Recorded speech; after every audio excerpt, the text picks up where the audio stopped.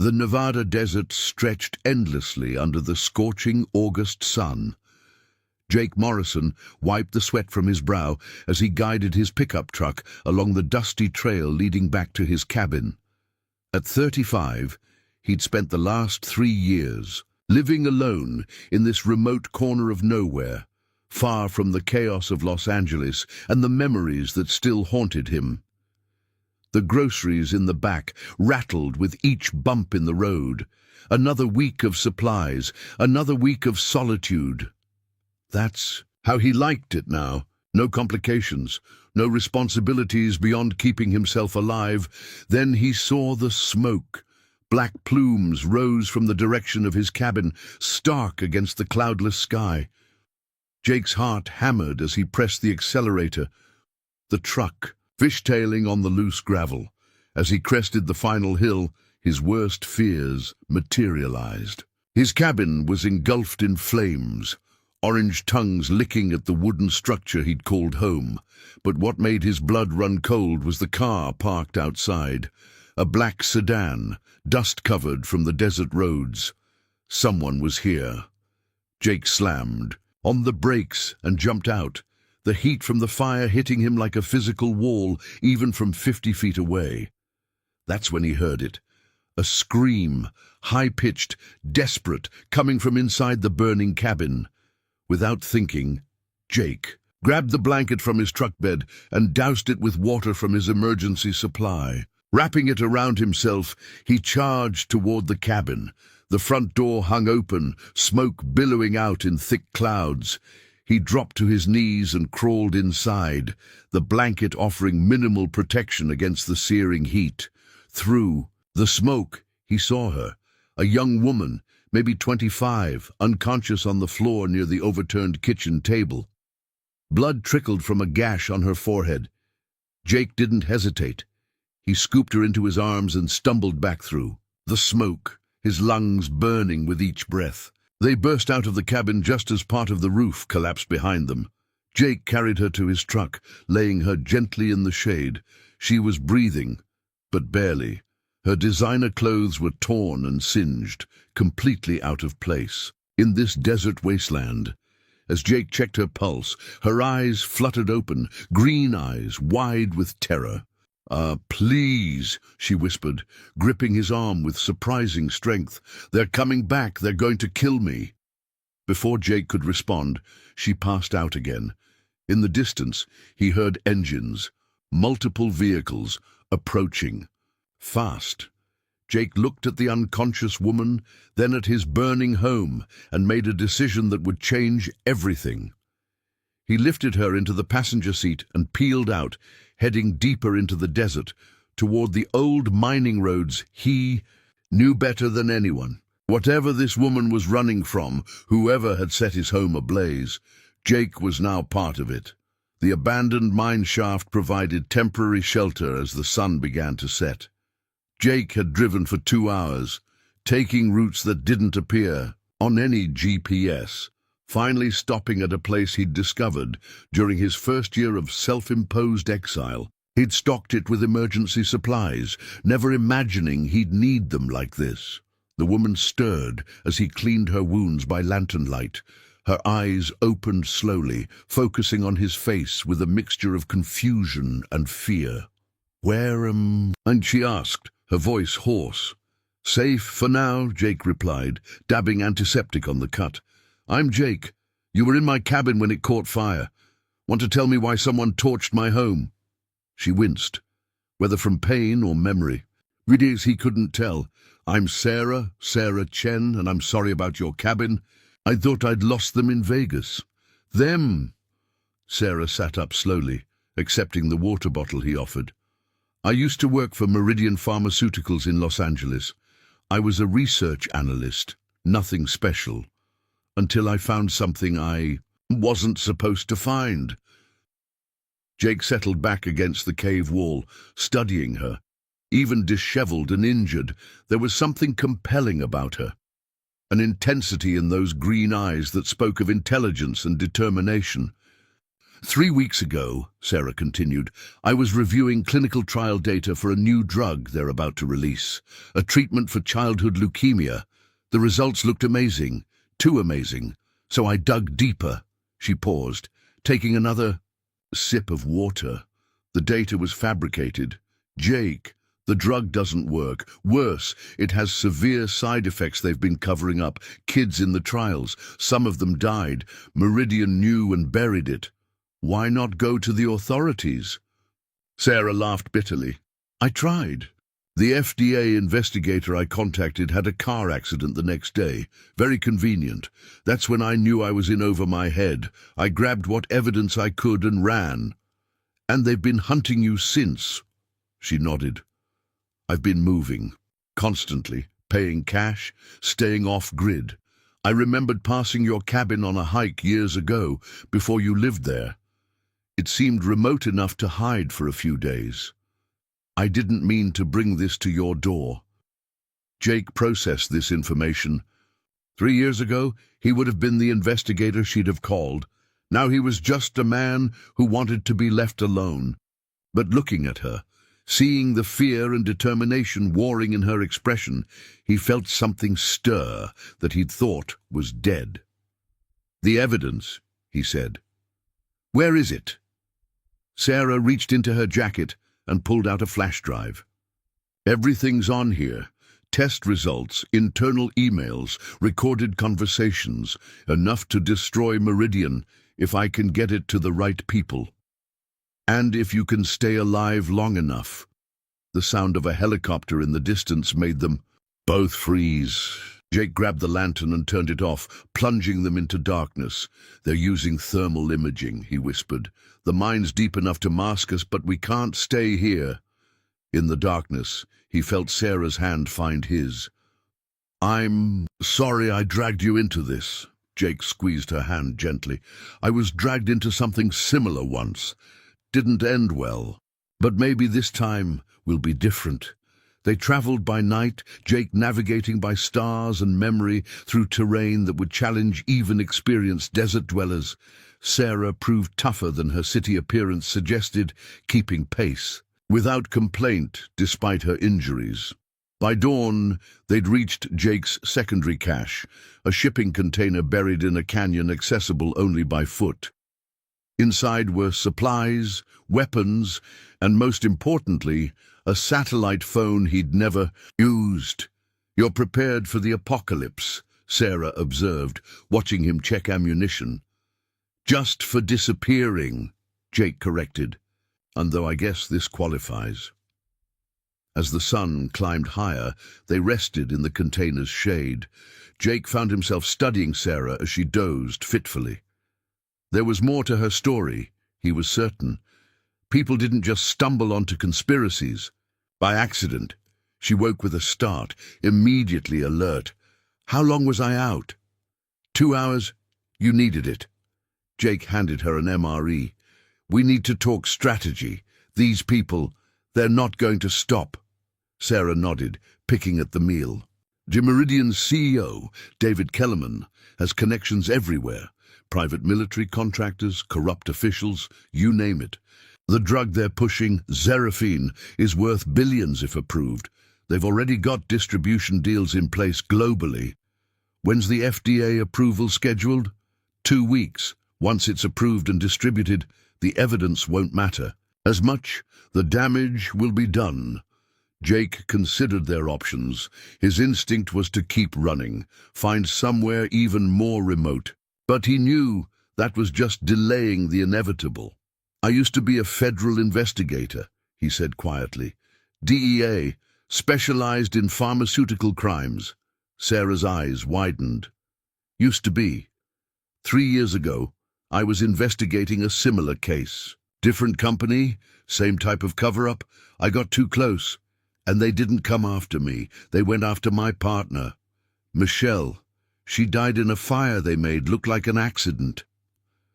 The words hung heavy between them. Jake hadn't spoken.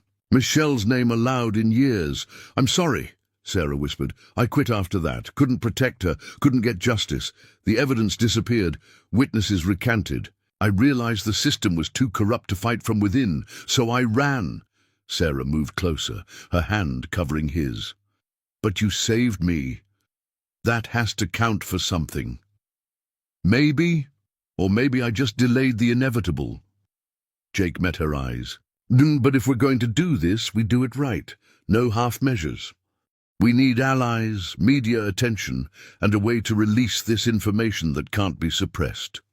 You'll help me. Meridian made it personal when they burned my home. Besides, he managed a slight smile, I'm tired of running. Sarah's face lit up with the first genuine smile he'd seen from her. It transformed her features, and Jake felt something he hadn't experienced in 3 years. Hope. They spent the rest of the day planning. Jake's old contacts were mostly gone, but he knew one journalist who might help.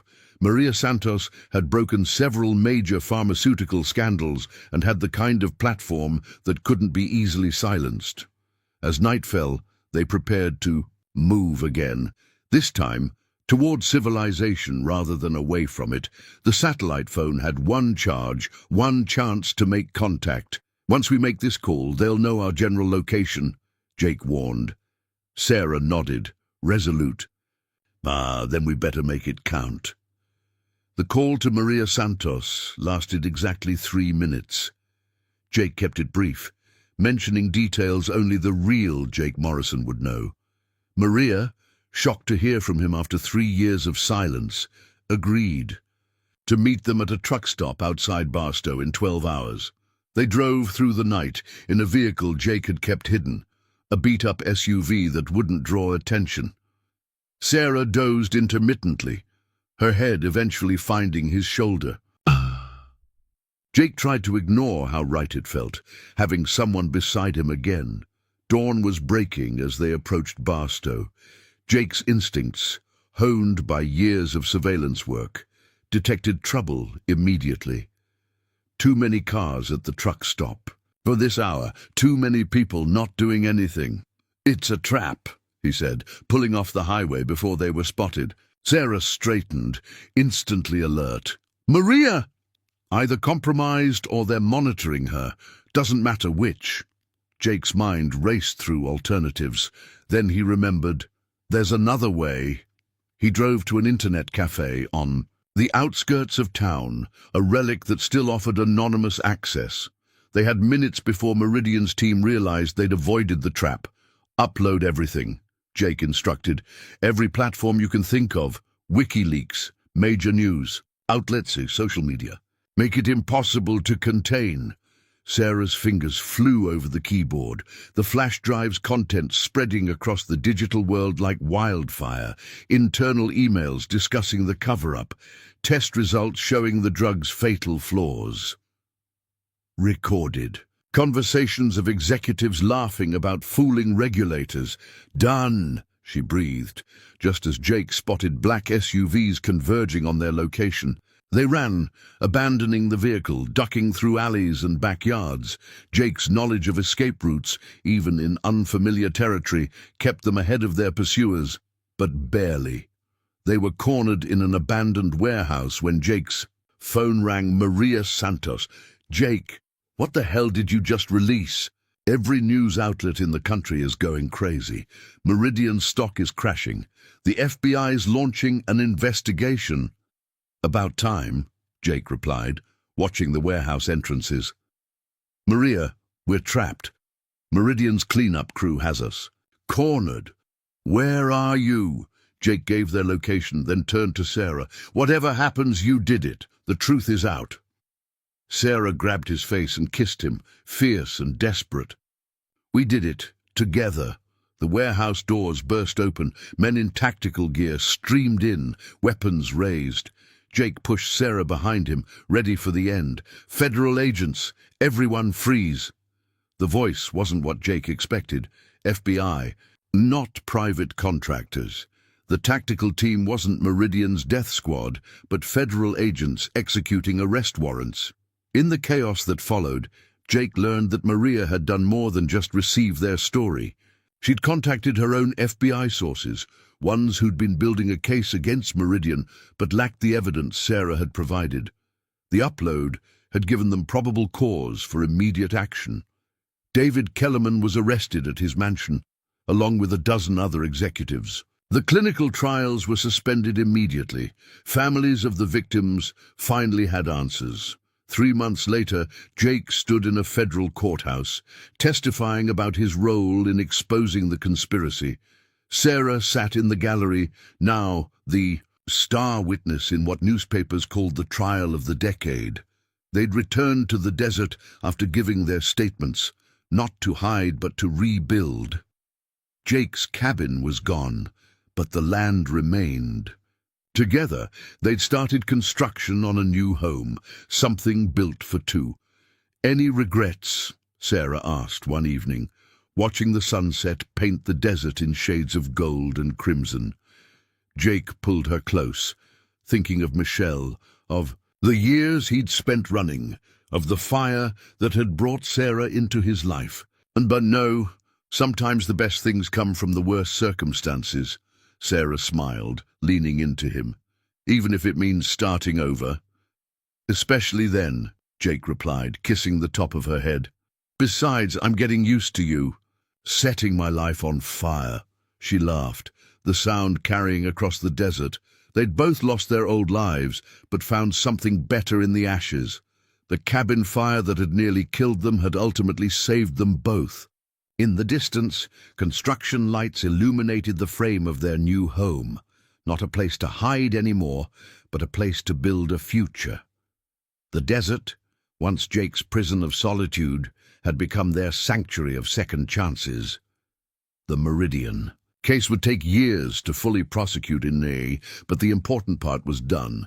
The truth was out, justice was being served, and two broken people had found healing in each other.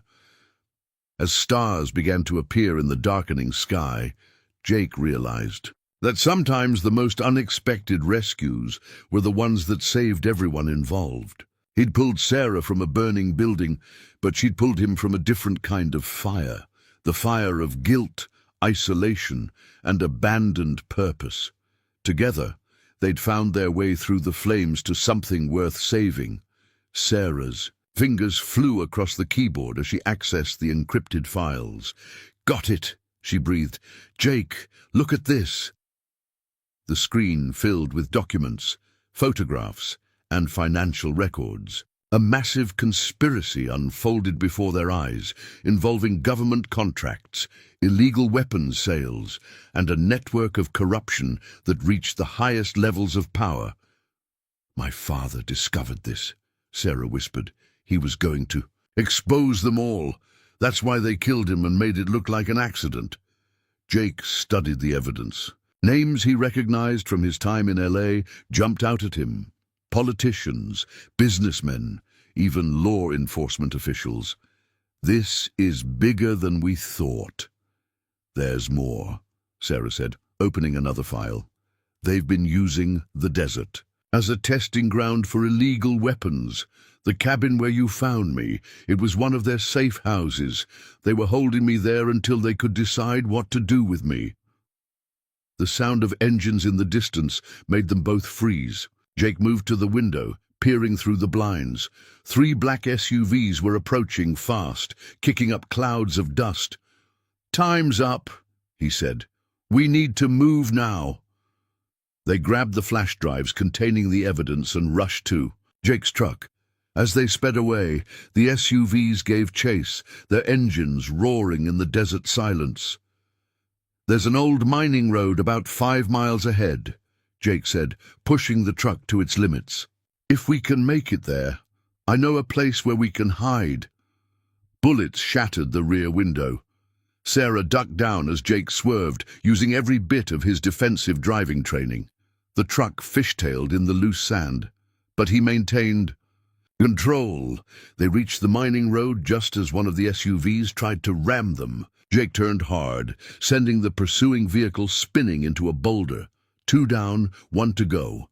The remaining SUV stayed close as they climbed higher into the mountains. Jake knew these roads like the back of his hand, but their pursuers were skilled and determined. "Hold on," he warned, spotting his chance. He slammed on the brakes and cut the wheel hard. The truck slid sideways, then shot down a barely visible trail between two rock formations. The SUV overshot the turn, its brakes screaming. By the time it reversed, Jake and Sarah had vanished into a maze of canyons. They drove in tense silence for another hour, taking random turns until Jake was certain they'd lost their tail. Finally, he pulled into a hidden cave he'd discovered years ago. "We can rest here for a few hours," he said, killing the engine. But we can't stay long." Sarah was trembling, the adrenaline finally wearing off. Jake pulled her close, and she buried her face in his chest. "I'm scared," she admitted. "I know," he said softly, "but we're going to get through this. Together." She looked up at him, and in that moment, something shifted between them. The danger had stripped away all pretense, leaving only raw honesty. "Jake," she whispered, "I need to tell you something. That night at the cabin when you saved me, I wasn't just running from them. I was running from everything. My whole life had been a lie. My father's death, the people I trusted. Nothing was real. It's real now," Jake said. "What we have, what we're fighting for, that's real." She kissed him then, desperate and fierce. When they finally pulled apart, both were breathing hard. "We need a plan," Jake said, forcing himself to focus. "We can't just keep running." "I have contacts in the media," Sarah said, "people my father trusted. If we can get to them, we can expose everything." "They'll be watching everyone you know," Jake pointed out. "We need another way." He thought for a moment, then smiled grimly. "I might know someone, an old friend from my security days, Marcus Chen. He's a freelance journalist now, specializes in exposing corruption. If anyone can help us get this story out safely, it's him." "Can you trust him?" "With my life," Jake said. "I saved his once. He owes me." They spent the next few hours planning their approach. Marcus lived in San Francisco, a day's drive if they were careful. They'd have to avoid main highways, stay off the grid as much as possible. As dawn broke over the desert, they prepared to leave their temporary shelter. Jake checked his weapons, while Sarah backed up all the evidence to multiple encrypted drives. "Ready?" he asked. She nodded, her jaw set with determination. "Let's finish what my father started." They drove through the morning, taking back roads and switching vehicles at a used car lot Jake knew wouldn't ask questions. By afternoon, they were crossing into California. "Tell me about Marcus," Sarah said as they drove through the agricultural heartland. "We met in Afghanistan," Jake explained. "I was private security. He was an embedded journalist. Our convoy got ambushed. I pulled him out of a burning Humvee, kept him alive until the medics arrived. He's been trying to repay me ever since." "Sounds like you make a habit of pulling people out of burning situations," Sarah said with a small smile. "Only the ones worth saving," Jake replied, glancing at her. They reached San Francisco as the sun was setting, painting the bay in shades of gold and crimson. Jake navigated through the city streets with practiced ease, finally pulling up outside a modest apartment building in the Mission District. "Stay close," he instructed as they climbed the stairs to the third floor. Jake knocked on the door in a specific pattern. There was a long pause, then the sound of multiple locks disengaging. Marcus Chen opened the door, his eyes widening. In surprise, "Jake, Jesus man, I thought you were dead." "Not yet," Jake said. "Marcus, we need your help." Marcus looked from Jake to Sarah, taking in their disheveled appearance and the tension radiating from them. "Get inside, quick." Once they were safely in his apartment, Marcus locked the door and activated a signal jammer. "Okay, talk. What kind of trouble are you in?" Jake and Sarah laid out everything. The conspiracy, the evidence, the chase through the desert. Marcus listened intently, occasionally asking clarifying questions. When they finished, he leaned back in his chair, whistling low. This is huge." If even half of this is true, it'll be the story of the decade. It's all true, Sarah said firmly. My father died for this information. Marcus nodded slowly. I believe you. The question is, how do we release it without getting you both killed? We need to go wide, Jake said. Hit multiple outlets simultaneously. Make it impossible to suppress. I can do that, Marcus said, already thinking. I have contacts at major newspapers, online platforms, even some international outlets. We package everything, create redundancies, set up a dead man's switch. How long will it take? Sarah asked. To do it right. 48 hours. Maybe less if I call in some favors. Jake shook his head.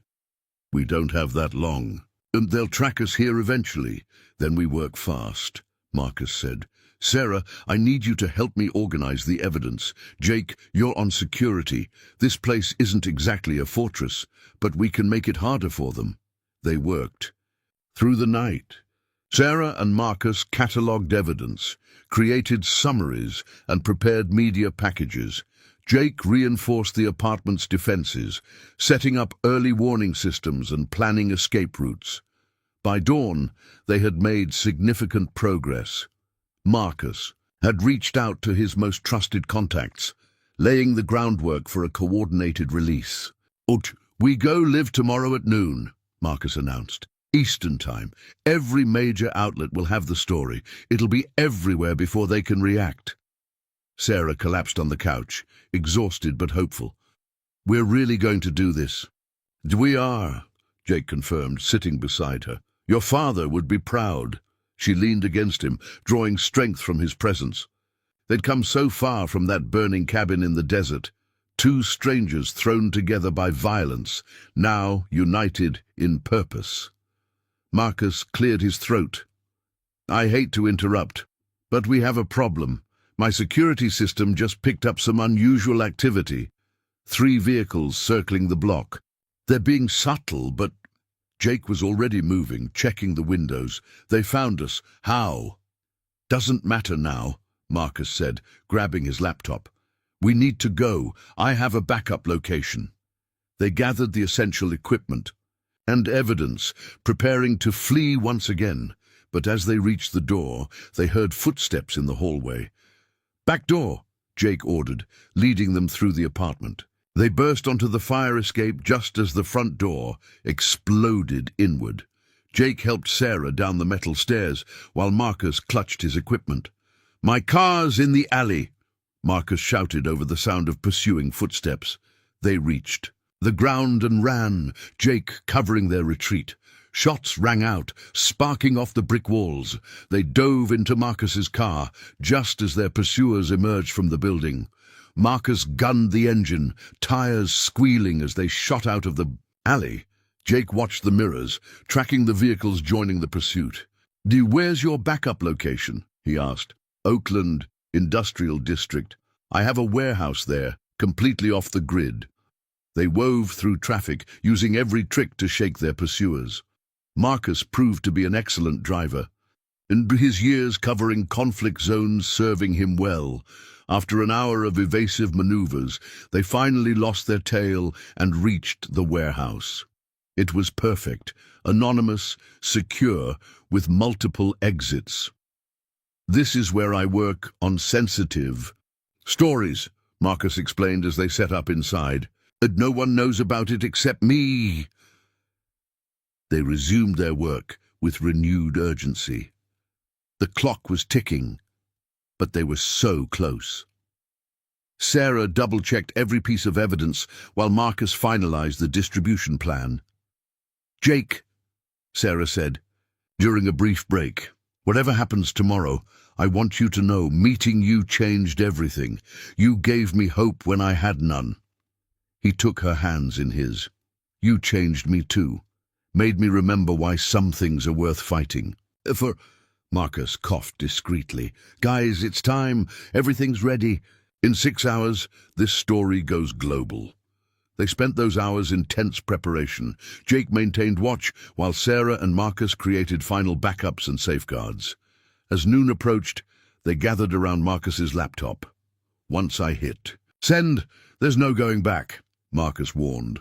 Sarah looked at Jake, then nodded. Do it. Marcus pressed the button. Within seconds, the story began spreading across the internet, appearing on news sites, social media, everywhere. The evidence was irrefutable, the narrative compelling. Jake's phone rang. He didn't recognize the number but answered anyway. Mr. Morrison, a cold voice said. You've made a grave mistake. The only mistake was letting you operate in the shadows, Jake replied. It's over. Far from it. You think exposing us will keep you safe? You and Miss Chen? We'll pay for this. We'll see about that, Jake said, ending the call. Sarah was watching the news feeds, tears streaming down her face. Look, Jake, it's everywhere. They can't stop it now. Indeed, the story was exploding across every platform. Journalists were already digging deeper, officials were being questioned, and the conspiracy was unraveling in real time. My father's death won't be in vain, Sarah whispered. Jake held her as she cried, finally allowing herself to grieve. They'd done it. Against all odds, they'd exposed the truth. Marcus joined them, a satisfied smile on his face. This is just the beginning. There'll be investigations, trials, justice. You two are heroes. We're just two people who refused to let them win, Jake said. As the sun set over Oakland, they watched the story continue to spread. The danger wasn't over. There would be testimony to give, protection to arrange, a long road ahead. But for now, they'd won. Sarah looked up at Jake. So what happens now, with us, I mean? He smiled, the first genuine smile she'd seen from him. Now we figure out what life looks like when we're not running for our lives. I'd like that, she said, kissing him softly. Marcus rolled his eyes good-naturedly. Get a room, you two. But first, help me field some of these interview requests. Every news outlet in the world wants to talk to you. They worked late into the night, managing the media storm they'd created. By morning, arrests were being made, and the conspiracy was crumbling. 3 months later, Jake and Sarah stood on a beach in Mexico, watching the sunset. The trials were ongoing, but their testimony had been given. They were free to start their new life. No more burning buildings, Sarah said, leaning against him. No more conspiracies, Jake agreed. Just us. Just us. As the sun dipped below the horizon, they walked hand in hand along the shore. Two souls who'd found each other in the most unlikely circumstances. Their love forged in danger, but destined to flourish in peace. The girl trapped in the burning cabin and the man who saved her had both been transformed. Together, they'd exposed corruption, found justice, and discovered something even more precious, each other. Their story would be told for years to incumbents, but for Jake and Sarah, the only story that mattered was the one they were writing together, one day at a time.